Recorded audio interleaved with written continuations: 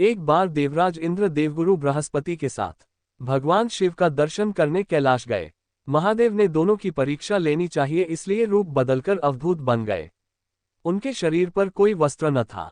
उनका शरीर जलती हुई अग्नि के समान धधक रहा था और अत्यंत भयंकर नजर आते थे। अवधूत दोनों के रास्ते में खड़े हो गए। इंद्र ने एक विचित्र पुरुष को रास्ते में खड़े देखा तो चौंके। इंद्र को देवराज होने का गर्व घेरने लगा। उन्होंने उस भयंकर पुरुष से पूछा, तुम कौन हो? भगवान शिव अभी कैलाश पर विराज रहे हैं या कहीं भ्रमण पर हैं? मैं उनके दर्शन के लिए आया हूं। इंद्र ने कई प्रश्न किए, लेकिन वह पुरुष योगियों के समान मौन ही रहे। इंद्र को लगा कि एक साधारण प्राणी उनका अपमान कर रहा है। उनके मन में देवराज होने का अहंकार उपजा, जो क्रोध में बदल गया। इंद्र ने कहा, मेरे बार बार अनुरोध पर भी तू कुछ नहीं बोलकर मेरा अपमान कर रहा है। मैं तुझे अभी दंड देता हूं। ऐसा कहकर इंद्र ने वज्र उठा लिया। भगवान शिव ने वज्र को उसी समय स्तंभित यानी जड़ कर दिया। इंद्र की बांह आकर गई। भगवान अवधूत क्रोध से लाल हो गए। बृहस्पति उनके चेहरे पर आई क्रोध की ज्वाला को देखकर समझ गए कि ऐसा प्रचंड स्वरूप महादेव के अतिरिक्त किसी का नहीं हो सकता। बृहस्पति शिवस्तुति गाने लगे। उन्होंने इंद्र को भी महादेव के चरणों में लेटा दिया और बोले, प्रभु इंद्र आपके चरणों में पड़े हैं, आपके शरणागत हैं। आपके ललाट से प्रकट अग्नि इन्हें जलाने को बढ़ रही है। हम शरणागतों की रक्षा करें। बृहस्पति ने विनती की, प्रभु भक्तों पर आपकी सदा कृपा बरसती है। आप भक्त वत्सल और सर्वसमर्थ हैं। आप इस तेज को कहीं और स्थान दे दीजिए ताकि इंद्र के प्राणों की रक्षा हो। भगवान रुद्र ने कहा, बृहस्पति मैं तुम पर बहुत प्रसन्न हूं। इंद्र को जीवनदान देने के कारण तुम्हारा एक नाम जीव भी होगा। मेरे तीसरे नेत्र से प्रकट इस अग्नि का ताप देवता सहन नहीं कर सकते, इसलिए मैं इसको बहुत दूर छोड़ूंगा। महादेव ने उस तेज को हाथ में धारण कर समुद्र में फेंक दिया। वहां फेंके जाते ही भगवान शिव का वह तेज तत्काल एक बालक के रूप में परिवर्तित हो गया। सिंधु से उद्भव होने के कारण उसका नाम सिंधुपुत्र जलंधर प्रसिद्ध हुआ। जलंधर, जिसका नाम शंखचूड़ भी हुआ, शिव के तेज से उत्पन्न हुआ था, इस कारण परम शक्तियों से संपन्न था। वह देवों से भी ज्यादा शक्तिवान था।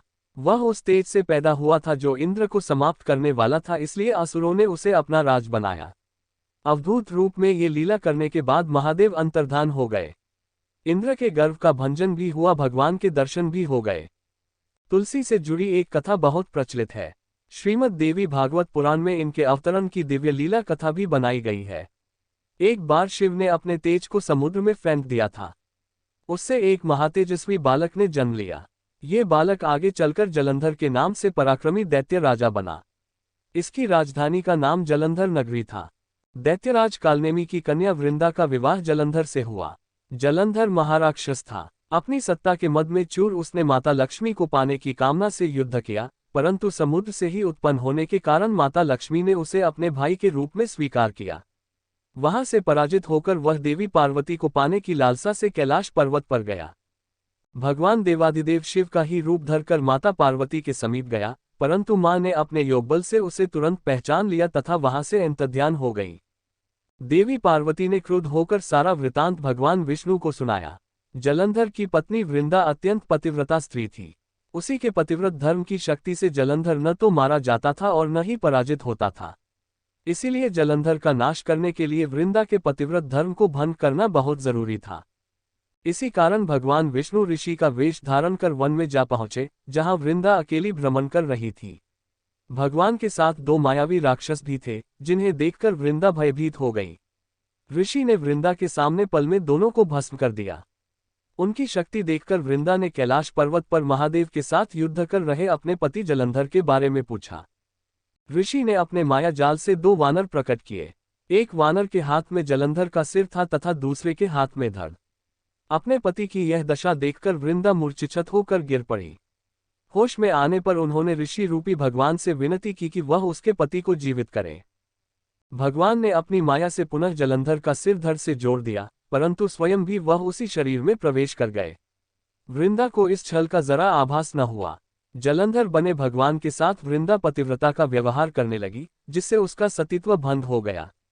ऐसा होते ही वृंदा का पति जलंधर युद्ध में हार गया। इस सारी लीला का जब वृंदा को पता चला तो उसने क्रुद्ध होकर भगवान विष्णु को शिला होने का श्राप दे दिया तथा स्वयं सती हो गई। जहां वृंदा भस्म हुई, वहां तुलसी का पौधा उगा। भगवान विष्णु ने वृंदा से कहा, हे वृंदा, तुम अपने सतीत्व के कारण मुझे लक्ष्मी से भी अधिक प्रिय हो गई हो। अब तुम तुलसी के रूप में सदा मेरे साथ रहोगी। जो मनुष्य भी मेरे शालिग्राम रूप के साथ तुलसी का विवाह करेगा उसे इस लोक और परलोक में विपुल यश प्राप्त होगा। जिस घर में तुलसी होती है वहां यम के दूत भी असमय नहीं जा सकते। गंगा व नर्मदा के जल में स्नान तथा तुलसी का पूजन बराबर माना जाता है। चाहे मनुष्य कितना भी पापी क्यों न हो, मृत्यु के समय जिसके प्राण मंजरी रहित तुलसी और गंगा जल मुख में रखकर निकल जाते हैं, वह पापों से मुक्त होकर वैकुंठ धाम को प्राप्त होता है। जो मनुष्य तुलसी व आंवलों की छाया में अपने पितरों का श्राद्ध करता है, उसके पितर मोक्ष को प्राप्त हो जाते हैं। उसी दैत्य जलंधर की यह भूमि जलंधर नाम से विख्यात है। सती वृंदा का मंदिर मोहल्ला कोट किशनचंद में स्थित है। कहते हैं इस स्थान पर एक प्राचीन गुफा थी जो सीधी हरिद्वार तक जाती थी। वीडियो अच्छा लगे तो चैनल को सब्सक्राइब जरूर करें।